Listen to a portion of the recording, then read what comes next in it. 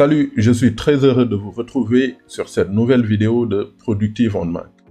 Aujourd'hui, je compte vous faire découvrir la puissance d'une application que vous n'avez certainement jamais ouverte. J'ai nommé Automator. On va voir ensemble comment l'utiliser afin d'automatiser certaines tâches pour être plus productif. Je vais l'utiliser d'une perspective développeur, mais les professionnels qui sont dans le marketing, le multimédia ou d'autres secteurs d'activité pourront aussi l'utiliser pour automatiser certaines de leurs tâches et gagner des secondes, voire des minutes précieuses. Voyons voir tout ça sans plus tarder. Je vais lancer l'application Automator depuis le Launchpad. Automator, le voilà. Donc, sur cette nouvelle fenêtre, je vais cliquer sur Nouveau document. Et ici, pour le type de document, je vais choisir Application pour pouvoir lancer ça plus rapidement. Je vais choisir. Alors, voici un peu la fenêtre de Automator. Du coup, sur la gauche, vous avez une liste d'actions qui sont catégorisées. Vous avez ici une bibliothèque catégorisée. Et ici, vous avez en tout cas la liste des actions que vous pouvez composer pour exécuter diverses tâches. Alors moi, la première action que je vais exécuter, c'est que du moment où je suis un développeur iOS, quand je souhaite lancer en tout cas un projet ou travailler sur un projet iOS ou Swift, ce que je veux faire, c'est quitter toutes les applications et lancer diverses applications qui vont me permettre d'être beaucoup plus productif. Je vais quitter toutes les applications. Donc, je tape directement application ici. Et il y a cette option de quitter toutes les applications. OK? Comme action. Alors, je ne veux pas aussi quitter toutes les applications. Je veux quitter toutes les applications à l'exception de certaines. Comme ScreenFlow, l'application que je suis en train d'utiliser pour enregistrer cette vidéo, et Notion. Donc, je vais juste cliquer sur Ajouter les applications actuelles, parce que ces applications sont ouvertes. Donc, c'est Notion et ScreenFlow que je ne veux pas quitter. Toutes les autres, je veux les quitter. OK? Donc, après, je rajoute une action de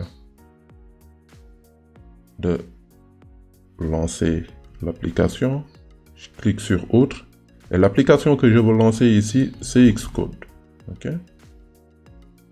Alors, après Xcode, j'aimerais aussi lancer certaines applications comme Dash, qui est une application pour lire la documentation, Apple ou JavaScript ou un autre langage. C'est Dash, il est là. OK? Donc, je vais un peu accélérer la vidéo pour rajouter les autres applications.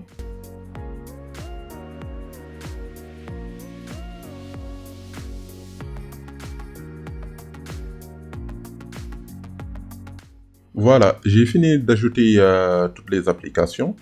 Donc, je lance Xcode après Tomato One, qui est une application de timer. J'aime bien travailler par chunk de 25 minutes. Je lance après l'application Dash dont je vous ai parlé pour browser en tout cas la documentation Apple. iTerm qui est une application qui est juste un terminal en fait. Et Self Control qui me permet de bloquer toutes les distractions sur les réseaux sociaux. OK? Donc normalement, en cliquant sur le bouton exécuter, j'aurai quoi? J'aurai toutes mes applications ouvertes qui seront fermées. J'ai expressément ouvert des applications comme Safari, Microsoft Edge et Firefox. Et j'ai aussi Spotify qui est ouvert. OK? Je vais minimiser ça en attendant. Donc normalement, j'aurai toutes ces applications qui seront fermées. Xcode qui sera ouvert, je vais le quitter d'ailleurs parce qu'il est ouvert actuellement. Je vais lancer Tomato One, lancer Dash, lancer iTerm 2 et Self Control. Je clique sur ce bouton exécuter pour voir si tout ça va fonctionner. Boom. Super. Qu'est-ce que j'ai? J'ai bel et bien Safari Microsoft Edge et Firefox qui étaient ouverts, qui sont maintenant fermés. J'ai Spotify aussi qui est fermé. Et j'ai l'application iTerm 2 qui est ouverte, l'application Tomato One qui est ouverte aussi, l'application Xcode qui l'est. Et j'ai Notion et Self-Control qui me permet de bloquer tout ce qui est réseaux sociaux et distractions pendant un temps bien déterminé. Ce qu'on peut faire maintenant, c'est on va sauvegarder ce workflow. Donc si je clique sur commande S, je pourrais nommer ce workflow qui est, comme vous le voyez ici, une application carrément. L'application, je vais l'appeler iOS Dev et je vais le mettre dans mon dossier application et je clique sur enregistrer. Ok. Maintenant, quand je vais sur ma liste d'applications, je vais normalement trouver iOS Dev. Je vais taper, ouais, il est là. Ok.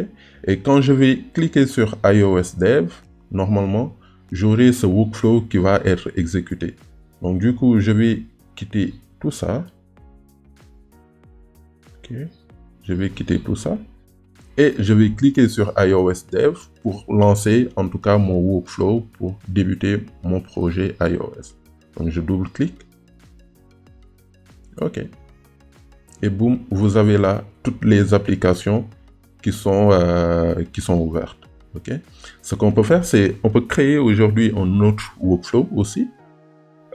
Qui va s'appeler par exemple break, parce que quand vous travaillez, vous allez certainement prendre des pauses. Okay. Et durant ces pauses, qu'est-ce que vous allez faire? Vous allez peut-être lancer Spotify, lancer Safari pour aller sur Twitter, etc. Ce que je vais faire, c'est je vais ouvrir Automator. Ok. Automator. Je vais l'ouvrir. Je vais créer un nouveau document. Je vais l'appeler. Ça sera une application aussi. Je clique sur choisir. Et ici, je tape application. Je fais lancer l'application. Ok. Quelle application je veux lancer? J'ai dit tout à l'heure Spotify. Spotify. Qui est dans App. Alors, je vais juste taper Spotify ici. Ok, je vais aussi lancer l'application Safari, qui est mon navigateur par défaut. Je clique sur Autre. Safari. Ok. Donc du coup, voilà, je vais enregistrer ça et je vais l'appeler Break Time. Ok, qui sera aussi une application sauvegardée dans le dossier application. Ok. Alors, je vais me rendre, je vais quitter tout ça, ce que j'avais ouvert avec le workflow iOS Dev. Je vais quitter.